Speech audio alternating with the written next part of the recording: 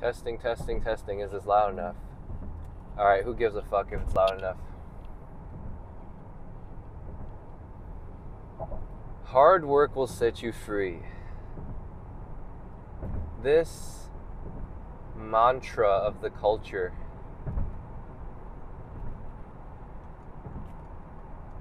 at some point it becomes kind of funny to you because you know that it's not true. And the funny thing is that you have to have a certain kind of confidence to see through that it's not true. Because this whole idea that you have to find your freedom and your salvation by working for it, by struggling for it. I'm not saying that's a false thing, but I'm saying it's a false thing in the way that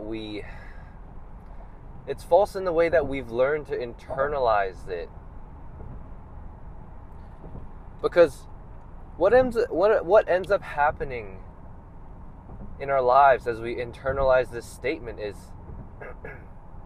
we start to believe that we start to use this as an excuse for our freedom, when that's the very thing we've been looking for. So we repeat this kind of mantra in our head, not out loud. We don't say it explicitly, but we believe in it implicitly. And it's this whole idea of how somewhere in the future, one day, when we make it, that's when we can finally be okay with ourselves. That's when life finally feels like it's reached somewhere that matters or that we can enjoy. But we miss the whole point along because we've internalized this belief that hard work will set you free. And it becomes an excuse in exactly that way. Because we are so addicted to this idea that we're not good enough now. And it's a problem of the refusal to love ourselves at the root of it. Because we have so many problems, so many insecurities, so many fears, so many anxieties. And we think that the only way to resolve all of these things is to achieve something and to become somebody, attain a certain thing somewhere out there in the future. But the whole ironic thing is that hard work won't set you free. It'll just make you do hard work.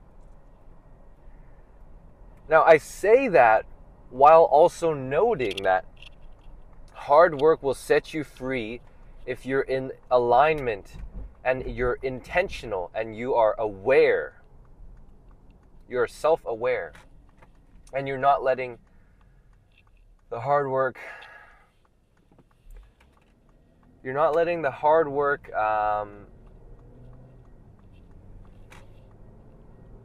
sort of become an unconscious mask. Rather, if you are aligned to this internal awareness of who you want to be, then yes, hard work has the very potential to set you free. But a lot of the times, we work hard not at the things that we love, not at the things that are setting us free, but instead we work hard at bullshit that we justify as things that'll set us free, but only make us feel angry and more bitter and more and burnt out. And that's the mistake we make. And at the root of this is our unconsciousness, right? It's our lack of awareness. That's really what it is. Because if we were truly honest, we were truly able to see what we wanted in total honesty,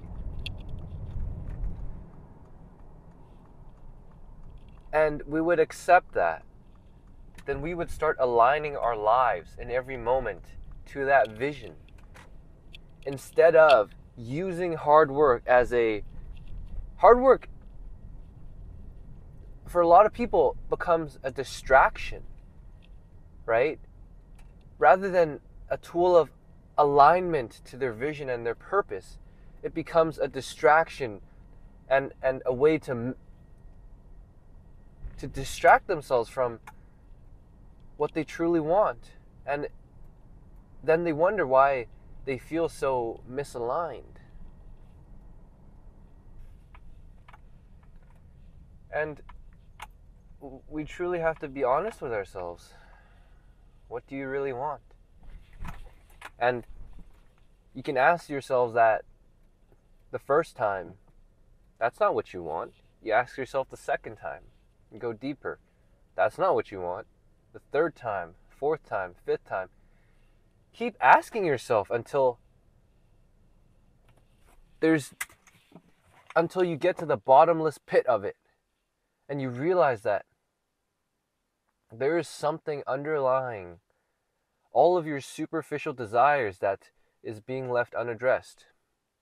And when you come to find and honor what is the most deep in your heart, then you stop looking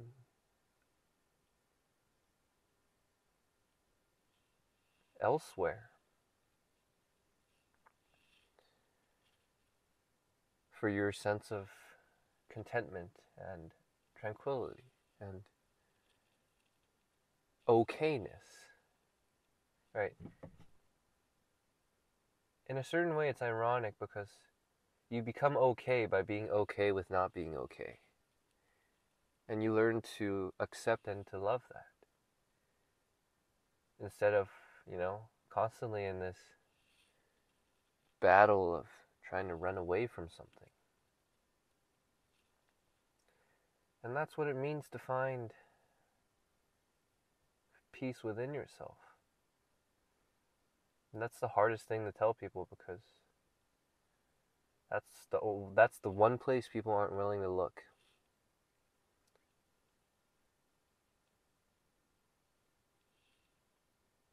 But in filth, it will be found.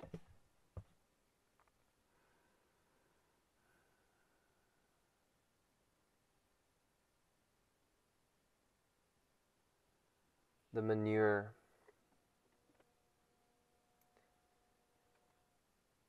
is just as complementary to the flower as, say, the bee. And without the manure, how can the flower flourish? And so we have to stop seeing the world in this lens of this is good, that is bad. And we have to start to realize that all of these things we take as opposites are harmonious when you get to the bottom of it. And they're complementary. They're mutual. They're reciprocal. They're simultaneous. And it's only when we separate, and that's when we feel separate from whatever it is we're looking for. Because by definition, we've separated from it. We've broken it down into two separate things. And we just have to come back to the realization that these two things go together. And their separateness is only an appearance, an illusion. In other words, every separateness in this world is imagined. And you think, what a powerful imagination. Without this imagination, the world wouldn't manifest. It wouldn't exist. Because we would have nothing. How could we discriminate? And so the trick really is to not get caught up in the discrimination. And when you aren't caught up in the discrimination of things, you're free to play with the world however it is you choose. Because you realize every distinction is purely a result of your imagination. And imagination can only arise when you discriminate and make distinctions between things.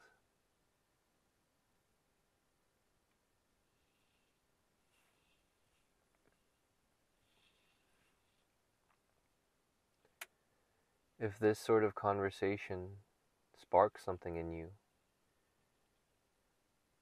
consider subscribing. I love to talk about the things that don't matter to people